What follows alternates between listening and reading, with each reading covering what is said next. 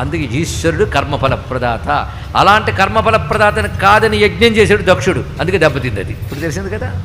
ఇవి అర్థములండి. మొత్తానికి భగవంతుడు శివుడు లయకారకుడు, అంటే పరిపూర్ణం ఇచ్చేవాడు. ఇన్ని అర్థాలు. ఒక 3 రకాల ప్రళయాలు గుర్తుపెట్టుకోవాలి. అదేవిధంగా మోక్షమే ఆత్యంతిక ప్రళయం, అది ఇచ్చేవాడు ఆయన అని తెలుస్తున్నది. అటువంటి పరమేశ్వరుని మృత్యుంజయ మూర్తిని మనం ధ్యానించుకున్నాం ఇక్కడ.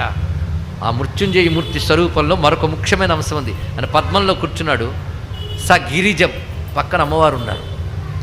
ఆవిడ లేకుండా ఈయన ఉండడండి. ఎప్పుడు గుర్తుపెట్టుకోండి, శక్తి లేనిది శివుడు వ్యక్తం కాడు. అది వ్యక్తం అంబామయం సర్వం అవ్యక్తంతో మహేశ్వరం అన్నాడు. వ్యక్తం అంటే మేనిఫెస్టేషన్. భగవంతుడు వ్యక్తం కావాలంటే శక్తితోనే వ్యక్తమవుతాడు. శక్తి లేకపోతే వ్యక్తమవుతాడా? అసలు శక్తి కనబడకపోతే మనకి ఏం తెలుస్తుందండి? శక్తి బట్టే శివుడిని పోల్చుకుంటాం మనం. సృష్టి స్థితిలో చేస్తున్నాడు అంటే